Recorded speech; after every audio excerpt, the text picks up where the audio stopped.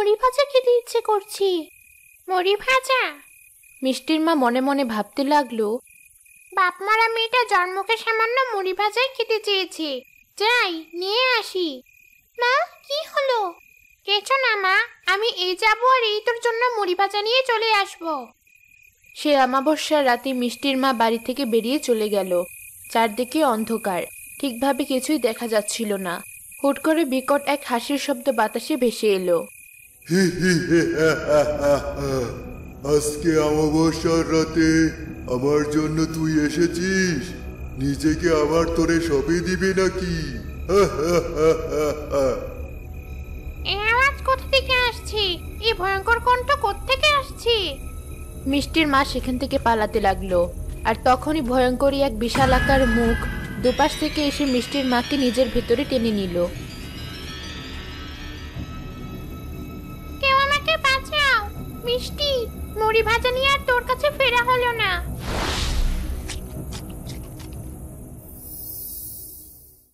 এদিকে মিষ্টি ওর মায়ের জন্য অপেক্ষা করতে করতে ওর মাকে খুঁজতে বেরিয়ে পড়ে।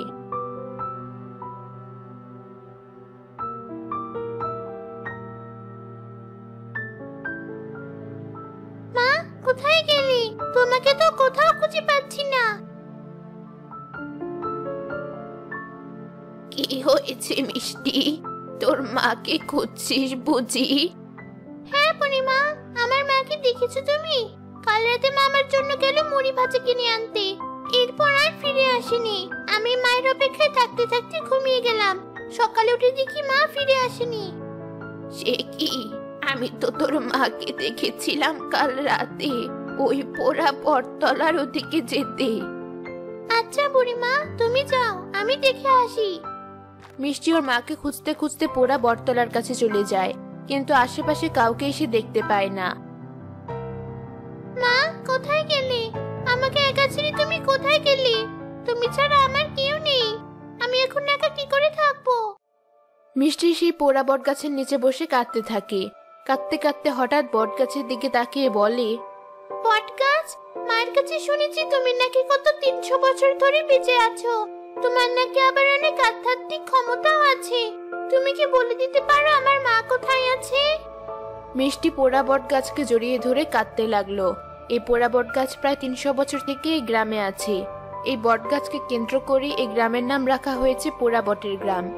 কিন্তু এই বট গাছের এত বছর বেঁচে থাকার রহস্য আজ পর্যন্ত কেউ আবিষ্কার করতে পারেনি। মাকে তো পেলাম না, পুরো গ্রাম বাজার হাটঘাট সব খুঁজে দেখি। মিষ্টি আবারও ওর মাকে খুঁজতে লাগলো, কিন্তু কিছুতেই সে নিজের মাকে খুঁজে পেল না। তাই সে অনাহারে দিন যাপন করতে লাগলো।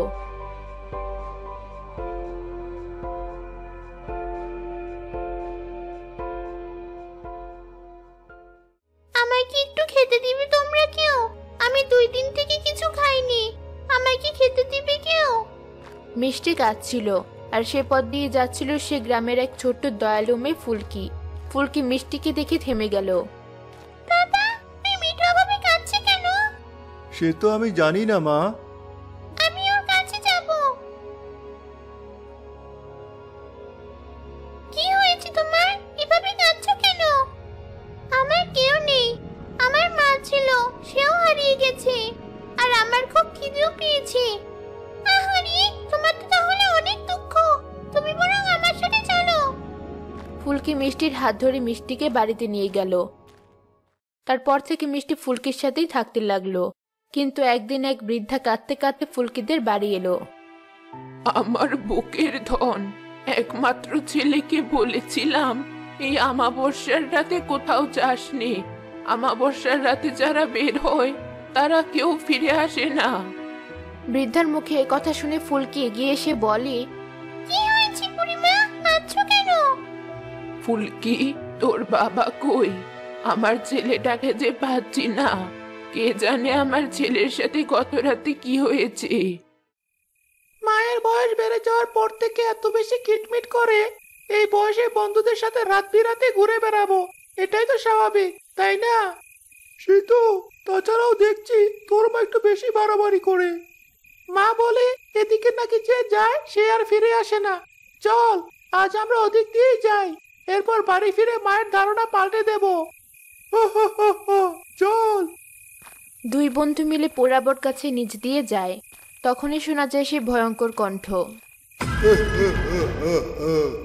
আজ দেখছি একসাথে দুটো শিকার।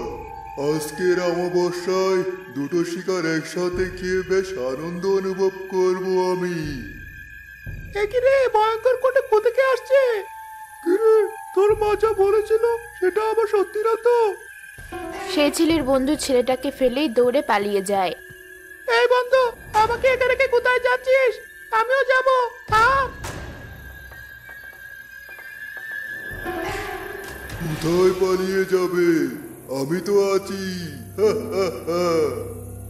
সে ভয়ঙ্কর মুখ দুপাশ থেকে এসে সে ছেলেকে নিজের ভেতরে নিয়ে নেয়। আর সেই ছেলের বন্ধু আড়াল থেকে সবটা দেখে ফেলে। সে সেখানেই অজ্ঞান হয়ে পড়ে যায়।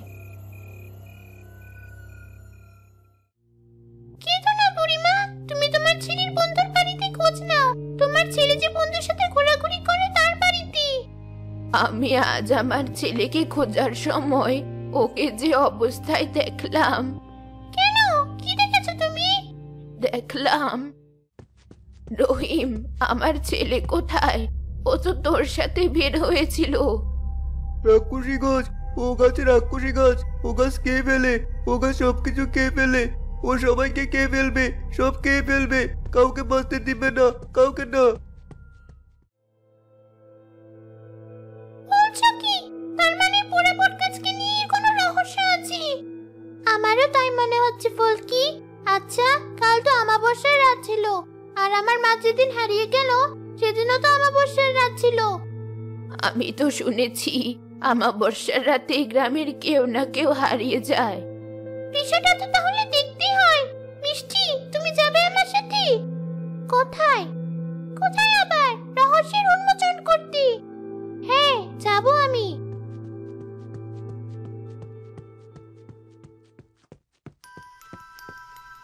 এই পডকাস্টের মধ্যে বোধহয় সব সমস্যা। ঠিক বলছো তুমি। তাদের মুখে শুনেছিলাম এই বটগাছ কোনো রকম যত্ন ছাড়াই 300 বছর যাবত বেঁচে আছে। দেখো, দানবের মতো দেখতে হয়েছে। ফুলকি এমনটা বলার পরেই ফুলকির সামনে বটগাছের বড় এক ডাল ভেঙে পড়ে।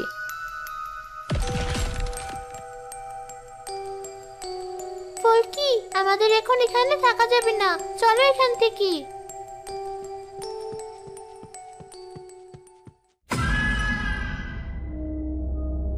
এই পুচকে, তোদের সাহস তো কম না। তোরা আমার বিরুদ্ধে ষড়যন্ত্র করিস? তাহলে শুনে রাখ, পরবর্তী অমাবস্যায় তোদেরকেই আমি খেয়ে নিব। তাই সাবধান করছি, যদি আমার বিরুদ্ধে কোনো ষড়যন্ত্র করিস তাহলে তোদের আর রক্ষে নেই। তার মানে গ্রামের সব মানুষ, মিষ্টির মা, বুড়িমার ছেলে, সবাইকে তুমি খেয়ে নিয়েছো? হ্যাঁ, খেয়েছি। মানুষকে খাওয়ার পরই আবার অমরত্ব বেড়ে যেতে থাকে। বেশি কথা বললে তোদেরকেও এক্ষুনি খাবো। না, আমাদেরকে ছেড়ে দাও। আমরা তোমার কোনো ক্ষতি করব না। আমাদের যেতে দাও।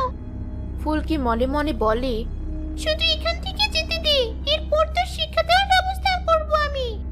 ওদিকে বটগাছ মনে মনে বলে,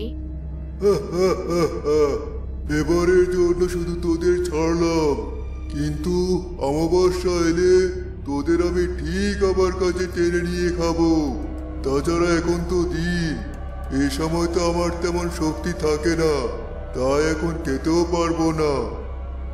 ফুলকি, কিসের জন্য অপেক্ষা করছো এখানে? চলো এখান থেকে দ্রুত, আমাদের পালাতে হবে।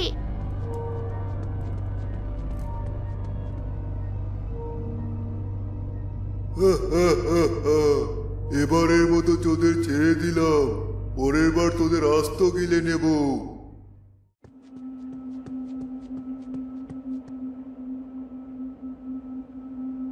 ফুলকি, কি করবে এখন?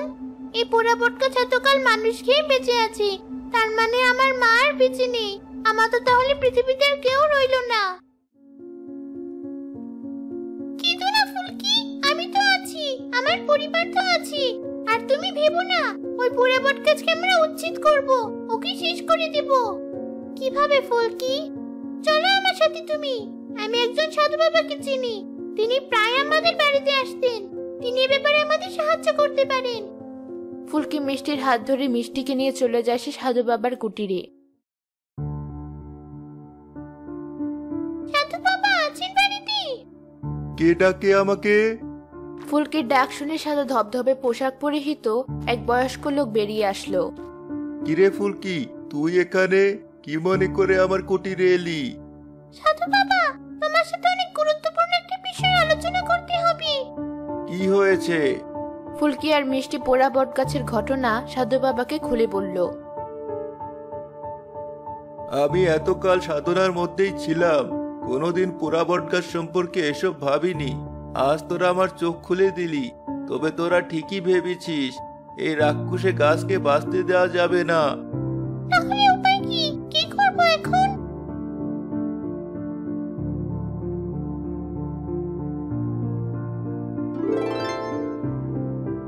এ কি? এ কোথা থেকে এলো? আমার জীবনে যত সাধনা করেছি সেই সাধনার ফলে কিছু শক্তি লাভ করেছি। সেই শক্তি থেকেই এই অদ্ভুত কুঠারটা তোদের দিচ্ছি। এই কুঠোর দিয়ে ওই বটগাছটাকে আঘাত করলেই বটগাছে আগুন ধরে যাবে আর বটগাছটা শেষ হয়ে যাবে। প্লিজ সাধু বাবা, আমাকে দিন ওটা। ফুলকি মিষ্টি সে কুঠার নিয়ে পোড়া বটগাছের কাছে গেল। পোড়া বটগাছ সে জাদুর কুঠারকে দেখে বুঝে গেল এ কুঠার সাধারণ কুঠার নয়, এ কুঠার দ্বারা তার ক্ষতি হতে পারে। না, আমি কিছুতেই মরতে পারি না। আমি আমার ডালপালার সাহায্যে দুটোকে এখনই শেষ করব।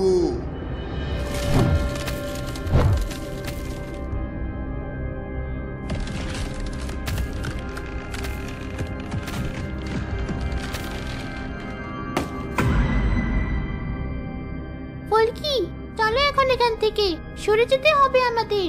এখনই পুরো গাছে আগুন লেগে যাবে। মিষ্টি ফুলকি সরে যাওয়ার পরেই পুরো বটগাছে আগুন ধরে গেল আর বটগাছ চিৎকার করে কষ্ট পেতে লাগলো।